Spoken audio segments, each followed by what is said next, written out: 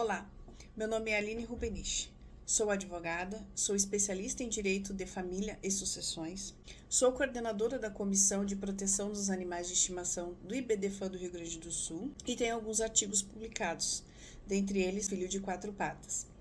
Hoje nós vamos falar sobre o direito dos animais na família contemporânea, a pedido do IARGS, Instituto dos Advogados do Rio Grande do Sul. Aproveito a oportunidade para agradecer a presidente do IARGS, doutora Sulamita Santos Cabral, e as coordenadoras do Grupo de Estudos Direito de Família, a doutora Liane Bestetti e a doutora Ana Lúcia Piccoli. Agradeço também a querida assessora de imprensa e jornalista, Terezinha Tarcitano. A todas, muito obrigado pela oportunidade de mais uma vez usar esse espaço para falar de um tema que me é tão querido. Todos nós sabemos que no contexto das famílias contemporâneas existe uma mudança. E creio que a maior mudança se deu pelo fato da mulher ter entrado efetivamente no mercado de trabalho e postergado a maternidade. E também pelo fato dos filhos terem saído de casa e seus pais, talvez temendo a solidão, acabaram por adotar pets, né? Então, aqueles animais que antes eram usados como forma de proteção da casa ou ajuda na caça, na agricultura, ele passou a ser tratado como um membro da família. Ele deixou de ser tratado como uma ferramenta utilitária para se tornar um membro. E essa ferramenta utilitária, inclusive, nós percebemos no Código Civil, quando trata dos animais como coisas. Hoje nós nos deparamos com um cenário completamente diferente, onde o mercado dos pets está em permanente e constante aceleração, movimentando cerca de 15 bilhões por ano, com produtos e serviços para os animais. O Brasil é o segundo maior mercado mundial. E quem diz isso é a BIMPET. Sabemos que no ano de 2013, o IBGE fez uma pesquisa e constatou que nos lares brasileiros existiam cerca de 52 milhões de cães e 22 milhões de gatos. Por que existiam? Porque a pesquisa foi feita no ano de 2013. Veja, nós estamos no ano de 2023, o quanto não cresceu, né? Obviamente, esses números estão muito maiores.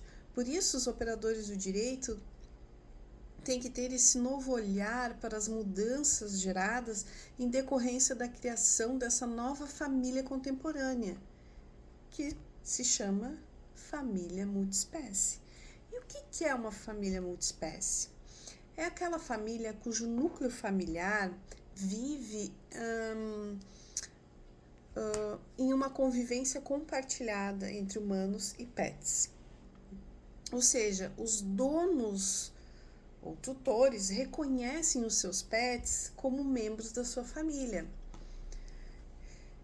E como membros, nós temos os cães, os gatos, tartarugas, hamsters, passarinhos e muitos outros animais. Assim sendo, com esse novo olhar da família, nós nos deparamos com algumas questões, como por exemplo, seriam então esses seres, esses animais impossibilitados de sentir carinho, de sentir, né? Nós podemos afirmar que esses seres, esses animais têm sentimentos, eles conseguem perceber o carinho, o amor, o afeto, né? Será mesmo que esses animais não sentem nada?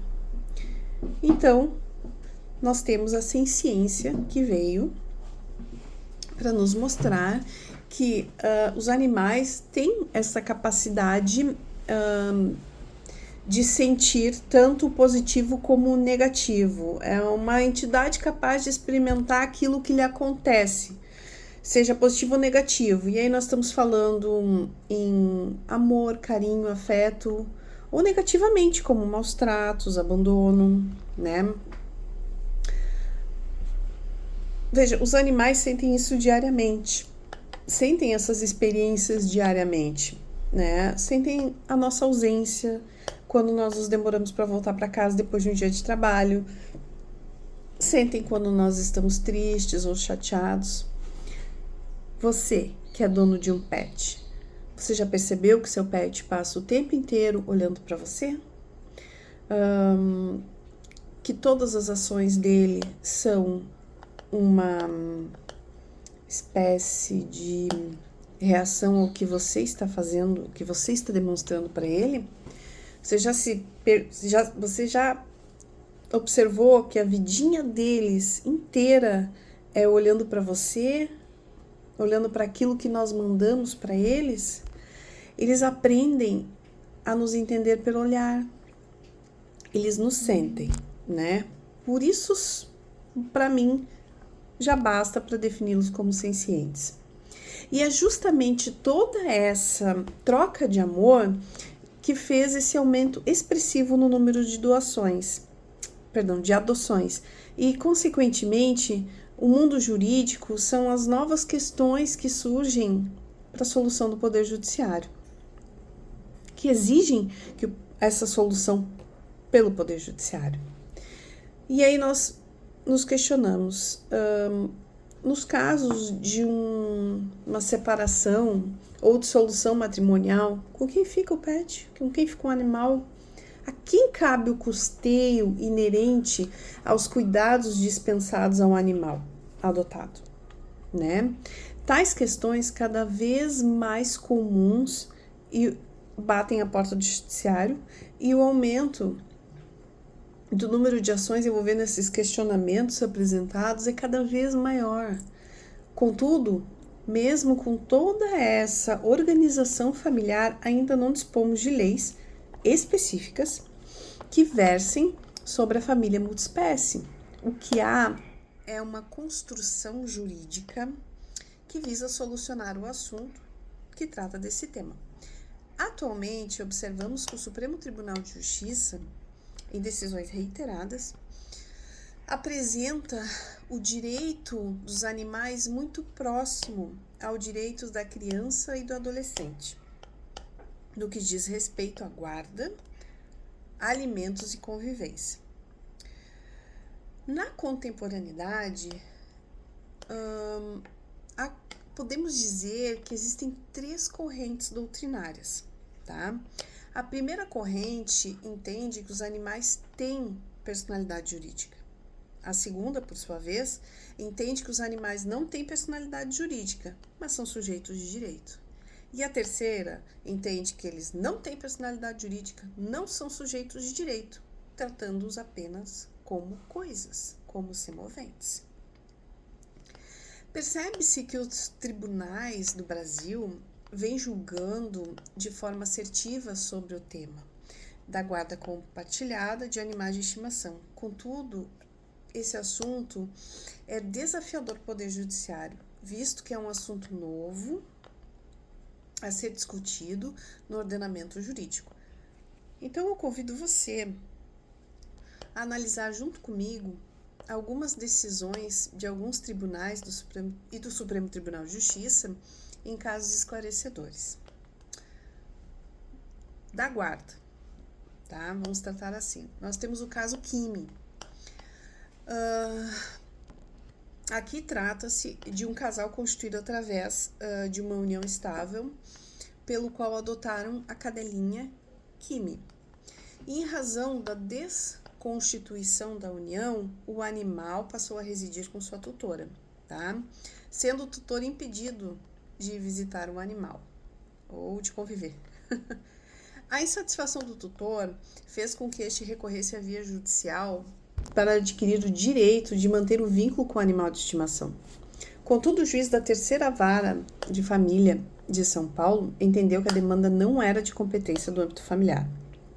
Não obstante, a demanda se tornou uma discussão perante a 7ª Câmara de Direito Privado do Tribunal de Justiça de São Paulo, aplicando por analogia o direito da guarda e visitação da criança e adolescente estabelecidos no Código Civil. A quem tiver interesse, pode entrar em contato comigo, que eu tenho os números dos processos e posso disponibilizá-los. O caso do Julinho.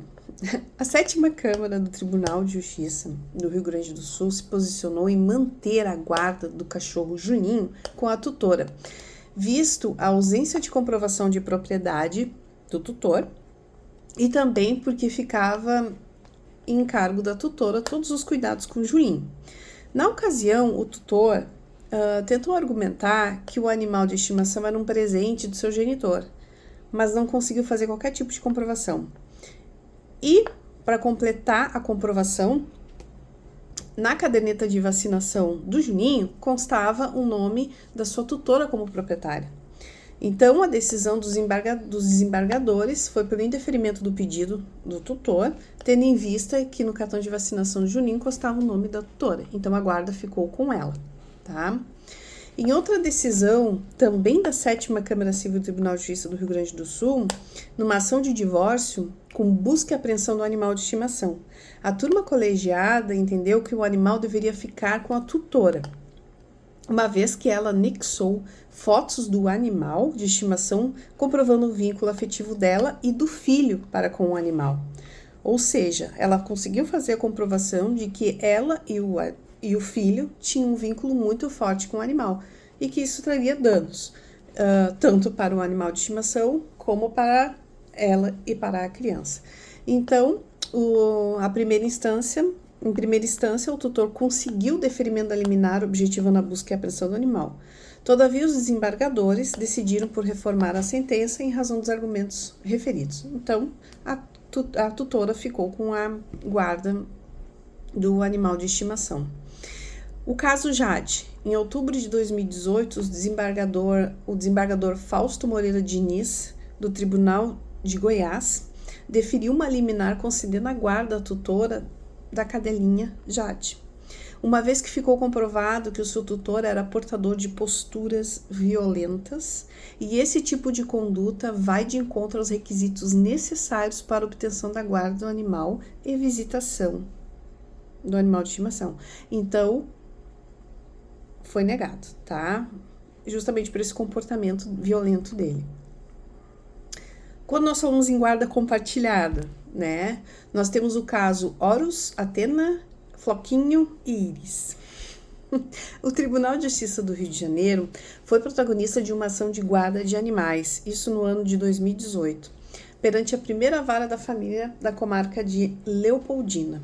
O caso tratava-se de um casal recém-separado, pleiteando a guarda dos cães adquiridos durante a constância do casamento. Os possuidores ganharam o benefício da guarda compartilhada, né, os tutores. A guarda ficou revezada de 15 em 15 dias para cada um dos tutores e as despesas referentes à alimentação, remédio, consulta veterinária, meio de transportes, ficou estabelecido como custeada por cada um, por ambas as partes, né, de forma igualitária. Então, aqui a gente está falando de uma guarda compartilhada e alimentos, né? Depois nós temos o caso Duli. Chegou na 22ª Câmara Civil do Tribunal do Rio de Janeiro a discussão de um casal separado que brigava pela guarda do cão de estimação. Na decisão, a guarda de Duli, um cãozinho já de idade já avançada, foi dada à sua tutora.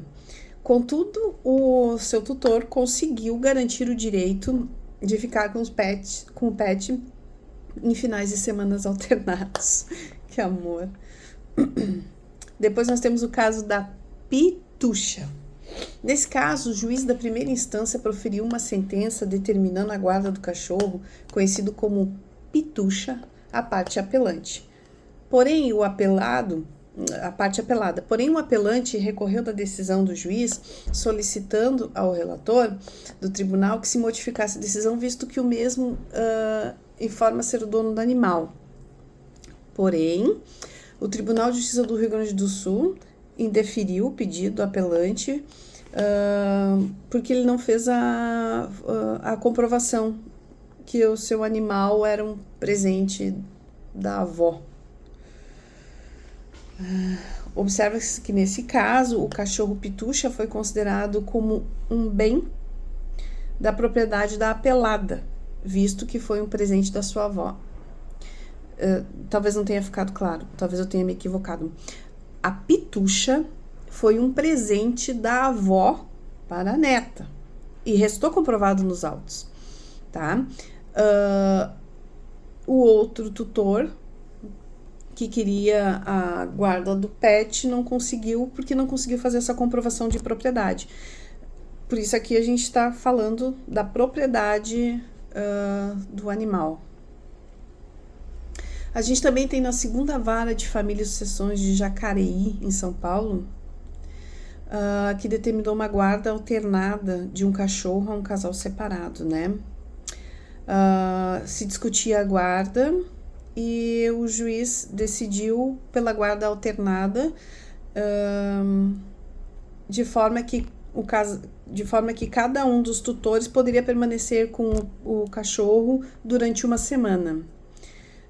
Ele reconheceu os animais como sujeitos de direito nas ações referentes a desagregações familiares, né? Segundo o juiz, diante da realidade científica, normativa e jurisprudencial, não se poderá resolver a partilha de um animal não humano, doméstico, por exemplo, por alienação judicial e posterior divisão do produto da venda, porque ele não é mera coisa. Olha que lindo! Nós temos também um caso de regulamentação de visitas. O Superior Tribunal de Justiça de São Paulo, em recente decisão, considerou ser possível a regulamentação de visitas a animais de estimação após a dissolução de união estável. Em inédito julgamento, por maioria de votos, o colegiado confirmou o acórdão proferido pelo Egrégio Tribunal de Justiça de São Paulo, que fixou o regime de visitas para que o tutor tivesse garantido o direito de convívio com uma cadela da raça Yorkshire, adquirida durante o relacionamento que ficou em posse da tutora após a separação. Temos também um caso de despesas alimentares. A discussão versou sobre o rateio com os custos dos animais adotados durante a união estável do casal. O julgamento do agravo de instrumento perante o Tribunal de Justiça do Rio de Janeiro trouxe o alerta para que não se trata de alimentos.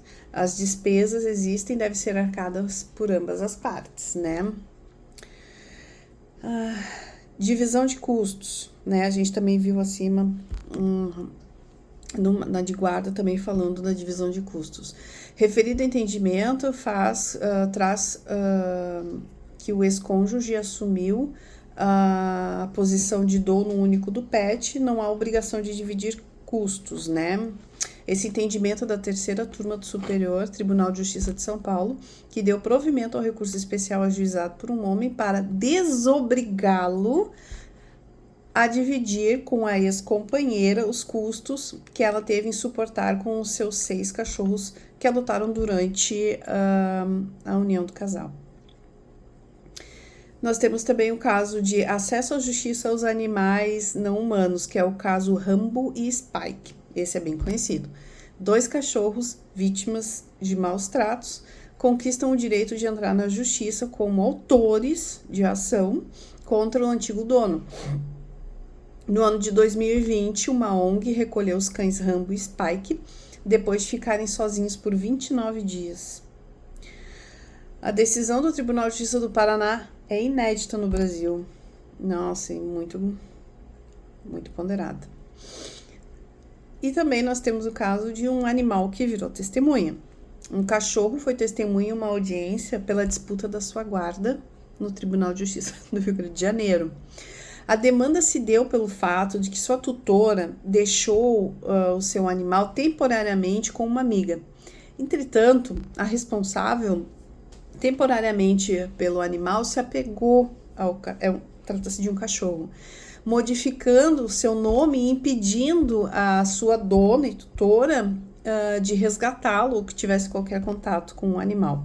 O juiz decidiu pela guarda da verdadeira tutora, concomitantemente com o direito de visitação da mulher que teve a posse do animal de maneira temporária, porque desenvolveu laços afetivos com ele também. E esse foi o caso de um cachorro que foi encaminhado ao tribunal para participar de uma audiência como testemunha. Nós temos também um caso muito bonitinho que é do porquinho Pingo, né, que teve a identidade reconhecida em cartório. Com a medida, o Pingo passou a ter os mesmos direitos dos animais de estimação. E em caso de separação de seus tutores, inclusive, pode ser solicitado o pagamento de pensão, né? Ou de maneira análoga, ressalvadas as devidas proporções, né? Tem o direito de uma criança. Já me encaminho para o final e observo que, com tudo isso, que os tribunais já se posicionam a respeito das ações com o objetivo de conseguir a concessão dos direitos de guarda, visitação dos animais domésticos após o divórcio ou separação, né? Esse entendimento adotado resulta na natureza jurídica dos animais e seus direitos fundamentais. Os posicionamentos adotados geralmente versam sobre a visão de que os animais estão acima do conceito de coisas ou bens móveis, né? Entende-se que a espécie ultrapassou essas características. Assim, de modo geral, para os tribunais, são seres sencientes, né?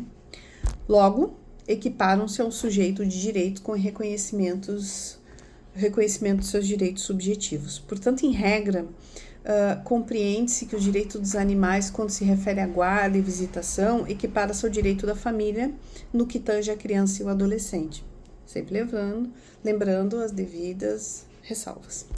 Por isso, os juízes e ilustres desembargadores, ao proferirem suas sentenças e acórdãos, priorizam pela proteção do animal, sua dignidade, bem-estar, pelo vínculo afetivo entre o animal humano e o animal não humano, né? Portanto, embora exista o posicionamento majoritário reconhecendo que os animais são sujeitos de direito passíveis de sentimentos e direitos fundamentais, com direito à guarda e à visitação, há ainda discussão sobre o tema, né? Haja vista a ausência de lei positivada. Por fim, toda essa discussão versa atender aos fins sociais, observando sempre a evolução da sociedade. Assim, toda decisão deve realmente depender da análise do caso concreto, mas será resguardada a ideia de que não se está diante de uma coisa inanimada, observando sempre vínculo afetivo e proteção do ser humano e do animal de estimação. É por isso hoje, pessoal, muito obrigada pela atenção e um grande beijo para vocês.